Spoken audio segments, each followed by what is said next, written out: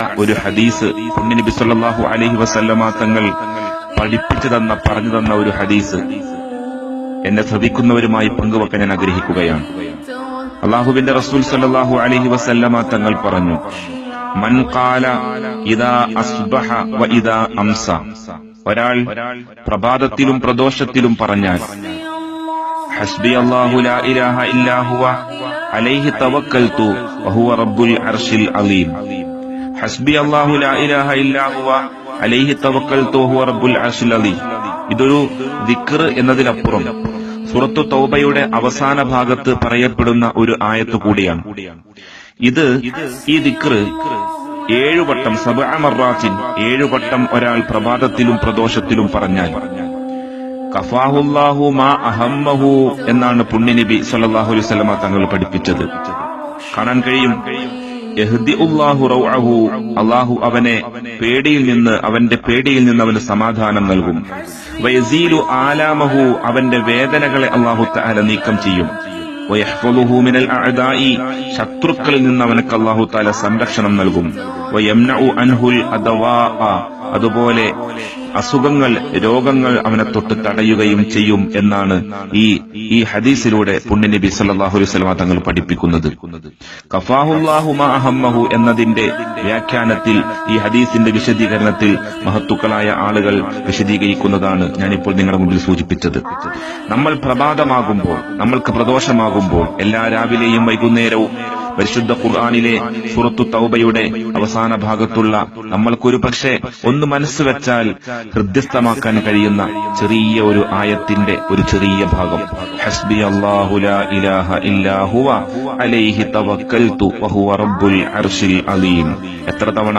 7 വട്ടം ഒരു പതിവാക്കാൻ, അതൊന്ന് ചൊല്ലൽ പതിവാക്കാൻ കഴിഞ്ഞാൽ, ഈ ഹദീസിന്റെ പ്രത്യേകത സ്വാദിഖൻ കാന ഔ കാദിബ, ഇത് പൂർണ്ണമായ വിശ്വാസത്തോടെ അർത്ഥം ഉൾക്കൊണ്ട് പറഞ്ഞാലും അങ്ങനെ അല്ലാതെ പറഞ്ഞാലും ഇതുകൊണ്ട് ഉപകാരം എഫക്ട് ചെയ്യും എന്നാണ് പുണ്യനബി ഈ ഹദീസിന്റെ അവസാനത്തിൽ പറഞ്ഞിട്ടുള്ളത്. ഈ ഹദീസ് അബൂദാവൂദ് റിപ്പോർട്ട് ചെയ്ത ഹദീസാണ്. നമ്മൾ ഇത് പതിവാക്കാനൊന്ന് മനസ്സ് വെച്ചാൽ എല്ലാ ദിവസവും, ഇനിയുള്ള ഈ ശബ്ദം ശ്രവിക്കുന്ന എന്നെ, ഈ വിനീതനെ കേൾക്കുന്ന ഏതൊരാളും ഇത് കേട്ട്, ഇത് പഠിച്ച്, ഇത് പതിവാക്കിയാൽ അല്ലാഹു സുബ്ഹാനഹു വ തആല 4 കാര്യങ്ങളാണ് നമ്മുടെ മനസ്സിനെ ആശങ്കപ്പെടുത്തുന്ന, മനസ്സിനെ ബുദ്ധിമുട്ടിലാക്കുന്ന 4 കാര്യങ്ങൾ. സമാധാനം എല്ലാവരും ആഗ്രഹിക്കുന്നതാണ്.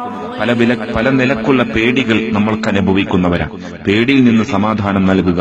അതുപോലെ പല നിലക്കുള്ള വേദനകൾ, കാൽമുട്ട് വേദന, പല നിലക്കുള്ള വേദനകൾ ഇന്ന് ആളുകൾ പ്രായഭേദമന്യേ അനുഭവിച്ചുകൊണ്ടിരിക്കുന്നു. അങ്ങനത്തെ വേദനകളെ അള്ളാഹു നീക്കിക്കളയും. അതുപോലെ ശത്രുക്കളിൽ നിന്ന് അള്ളാഹു തആല അവന് സംരക്ഷണം കൊടുക്കും. അതുപോലെ എല്ലാവിധ രോഗങ്ങളിൽ നിന്നും അസുഖങ്ങളിൽ നിന്നും അള്ളാഹു അവനെ തടയുകയും ചെയ്യും എന്നാണ്. അള്ളാഹു സുബ്ഹാനഹു വ തആല ഇത് പതിവാക്കാൻ തൗഫീഖ് നൽകട്ടെ. എന്താണ് വേണ്ടത്?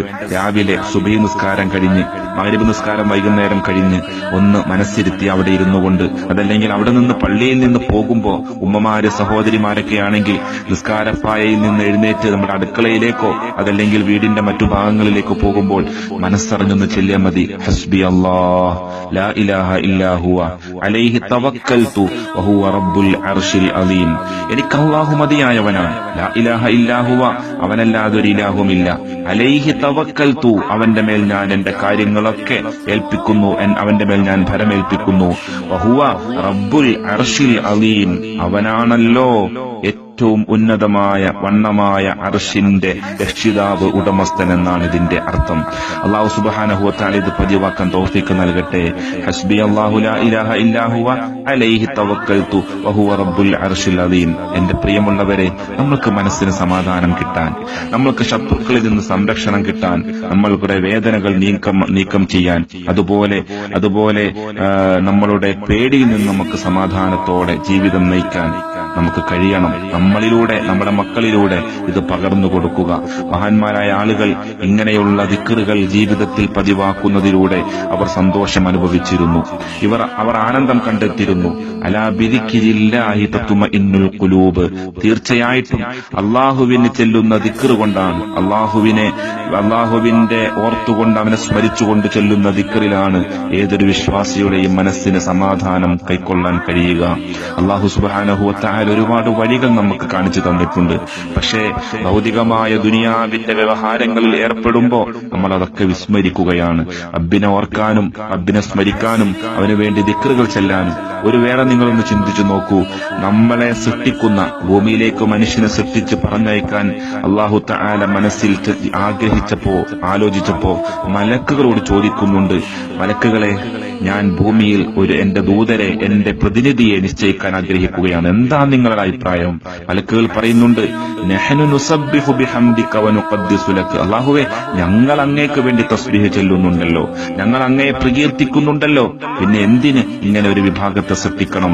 അവർ രക്തം ചൊരിച്ചിലുണ്ടാക്കുന്നവരാണ്, അവർ ഭൂമിയിൽ കുഴപ്പങ്ങൾ ഉണ്ടാക്കുന്നവരാണ് എന്ന് പറഞ്ഞപ്പോ ആ മലക്കുകളുടെ വാക്കുകളാണ് സത്യത്തിൽ മലക്കുകൾ പറഞ്ഞതാണ് മനുഷ്യൻ ഇന്ന് ചെയ്തുകൊണ്ടിരിക്കുന്നത്. നിസ്സാര കാര്യങ്ങളുടെ പേരിൽ തർക്കങ്ങളും സംവാദങ്ങളും അതുപോലെ മനുഷ്യനെ ദ്രോഹിക്കുന്ന, മനുഷ്യന്റെ ഹൃദയത്തെ വേദനിപ്പിക്കുന്ന ആക്ഷേപ വാക്കുകളും പറഞ്ഞുകൊണ്ട് ഒരു ഭാഗത്തും